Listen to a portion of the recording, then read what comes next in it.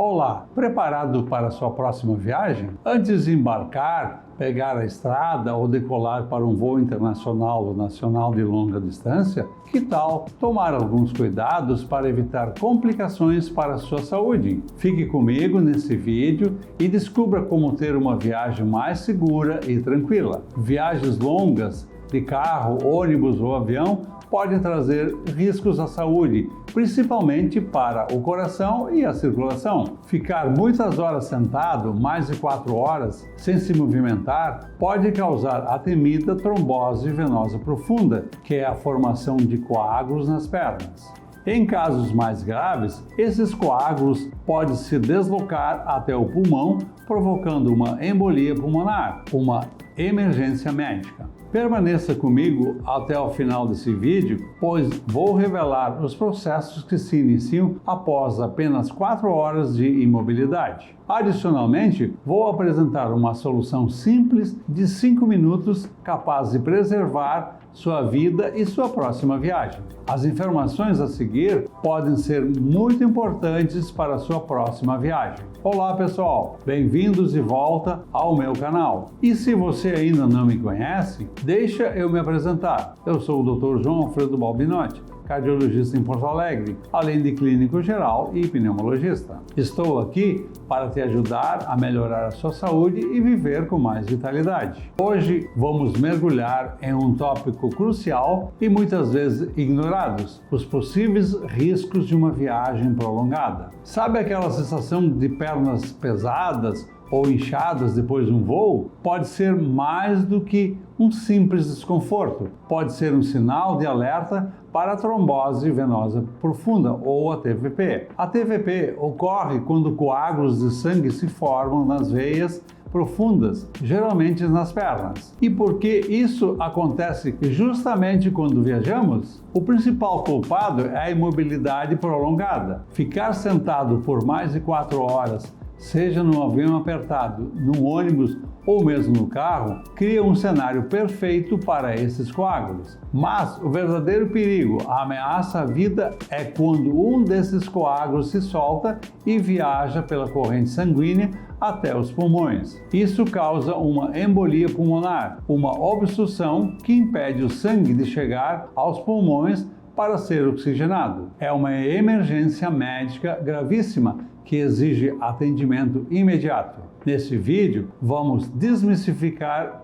tudo isso. Vamos entender exatamente e por que viajar nos coloca em risco, quem precisa ter atenção redobrada e, o mais importante, as estratégias práticas e comprovadas que você pode usar para se proteger e viajar com tranquilidade. Vamos lá! Então, por que ficar sentado por algumas horas é tão problemático? Nosso corpo é projetado para o movimento. Quando andamos, os músculos da nossa panturrilha agem como uma bomba, ajudando a impulsionar o sangue das pernas de volta para o coração. Quando ficamos sentados por muito tempo, essa bomba muscular fica inativa. O sangue tende a se acumular nas veias das pernas, o fluxo fica mais lento e isso aumenta drasticamente a chance de formação de coágulos. Pense nisso como um rio que para de correr. A água fica parada e sedimentos podem se acumular. Mas não é só a imobilidade. O outro vilão sorrateiro, especialmente em voos,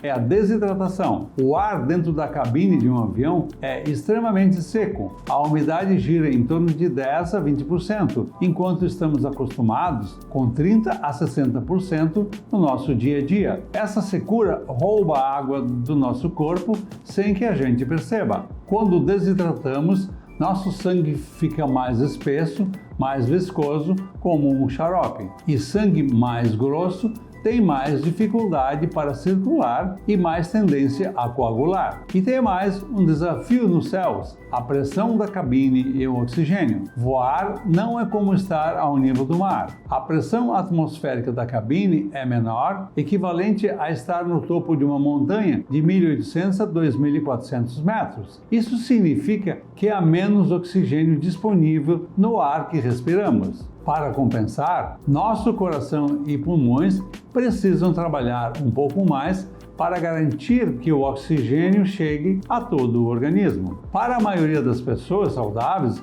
isso não é um problema, mas para quem já tem alguma condição cardíaca ou pulmonar pré-existente, essa sobrecarga extra pode ser perigosa. Finalmente, não podemos ignorar outros fatores que somam ao risco. O estresse dos aeroportos, atrasos e conexões. Ok, já entendemos os riscos, mas será que todos correm o mesmo perigo? A resposta é não. Embora todos devemos tomar precauções, existem grupos que requerem atenção especial. Preste atenção e veja se você se encaixa em algumas dessas categorias que vou relatar a seguir, ou se alguém que você conhece se encaixa. Idade acima de 50 anos. Naturalmente, com o passar dos anos, nossas veias podem perder um pouco a elasticidade e o risco de problemas circulatórios aumenta.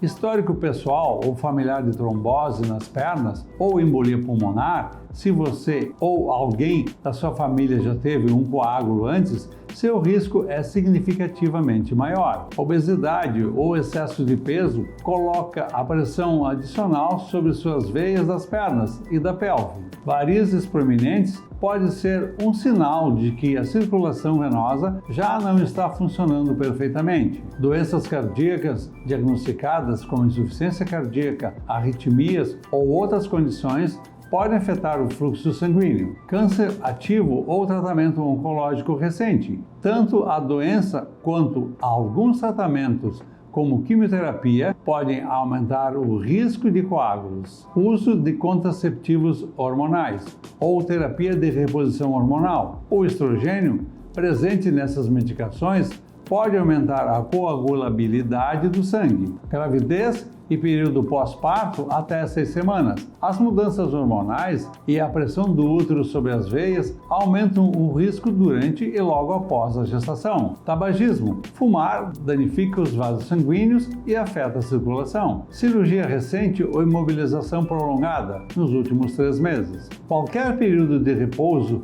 significativo ou trauma cirúrgico eleva o risco. Se você se identificou com um ou mais desses fatores, as dicas que vou dar a seguir são ainda mais importantes. Conhecimento é poder e saber do seu risco é o primeiro passo para se proteger. A boa notícia? Temos o poder de reduzir drasticamente esses riscos com medidas simples e eficazes. Vamos dividir em 2 partes: o que fazer antes de embarcar e o que fazer durante a viagem. Se você tem qualquer fator de risco que mencionei, converse com seu médico semanas antes da viagem. Explique seu itinerário, duração de voo e viagem. Ele poderá avaliar seu risco individualmente e, em casos específicos, pode recomendar medicações preventivas, como anticoagulantes, por exemplo, a rivaroxabana. Eu recomendo rivaroxabana ou similar para os que têm risco de trombose, a menos que seja contraindicada. Mas, atenção, nunca tome anticoagulante por conta própria,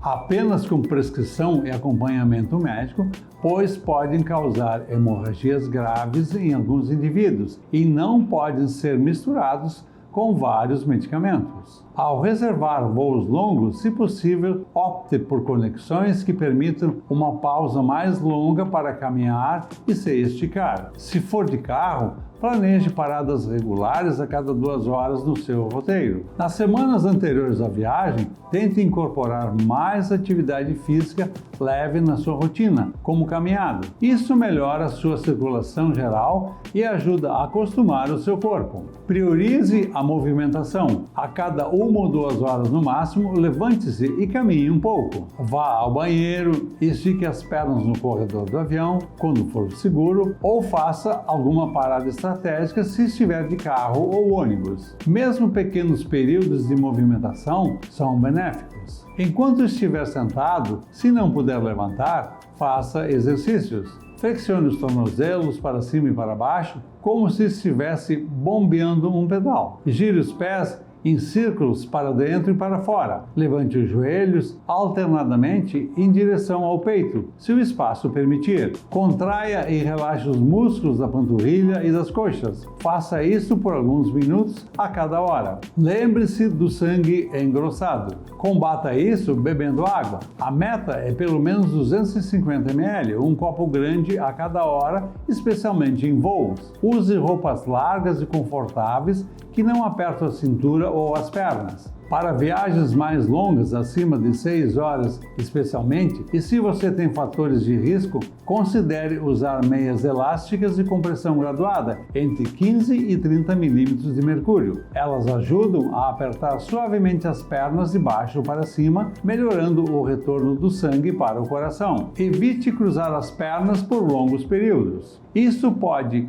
comprimir veias importantes da parte de trás dos joelhos e dificultar ainda mais o fluxo sanguíneo. Tente manter os pés apoiados no chão ou em um descanso para os pés e ajuste seu assento para que a borda não pressione a parte de trás dos seus joelhos. Mesmo com todas essas precauções, é vital conhecer os sinais de alerta de uma possível trombose nas pernas ou embolia pulmonar. Reconhecê-los rapidamente pode salvar a sua vida. Fique atento se você ou alguém viajando com você apresentar durante ou logo após a viagem os seguintes sintomas: dor ou sensibilidade em uma perna, geralmente na panturrilha. Pode parecer uma cãibra forte que não passa. Inchaço em uma perna ou tornozelo. Perceber que uma perna está visivelmente mais inchada que a outra. Vermelhidão ou calor na pele de uma perna afetada. Falta de ar súbita, o que piora progressivamente.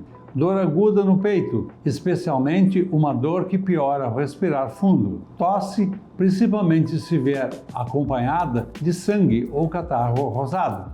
Tontura inexplicável, sensação de desmaio ou desmaio real. Ao identificar qualquer um desses sinais, procure atendimento médico imediatamente. Informe sobre sua recente viagem. E o mais importante, informe aos médicos que você esteve numa viagem prolongada recentemente. Essa informação é crucial para que eles considerem trombose venosa ou embolia pulmonar no diagnóstico diferencial. Agora, uma nota rápida para quem tem asma ou enfisema pulmonar. Evite viajar se os seus sintomas não estiverem bem controlados. A menor quantidade de oxigênio na cabine pode desencadear crises. Converse com seu médico sobre ajustar a medicação. Diabetes, hipertensão e outras condições, mantenha todos os seus medicamentos essenciais na bagagem de mão. Nunca despache. Leve quantidade suficiente para toda a viagem, mais alguns dias extras para imprevistos. Tenha também uma cópia de sua receita médica de medicação que está usando. Lembre-se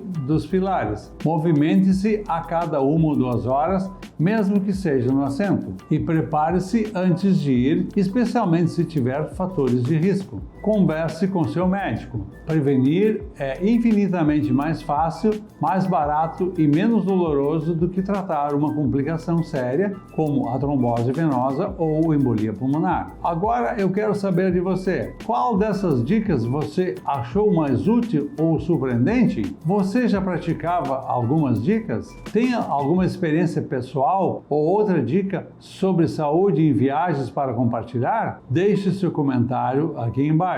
Gosto de ler e aprender com as experiências de vocês. Se você achou esse vídeo útil e acredita que ele possa ajudar outras pessoas a viajarem com mais segurança, por favor, dê um like, compartilhe com seus amigos e familiares que amam viajar. Claro, se ainda não está inscrito, inscreva-se no meu canal e ative o sininho para não perder mais conteúdos importantes sobre a sua saúde e bem-estar que podem fazer a diferença na sua vida. Muito obrigado por assistir até aqui e por cuidar da sua saúde. E lembre-se, viaje muito, explore o mundo, mas faça isso de forma consciente e segura. Cuide bem do seu coração e das suas veias. Até o próximo vídeo.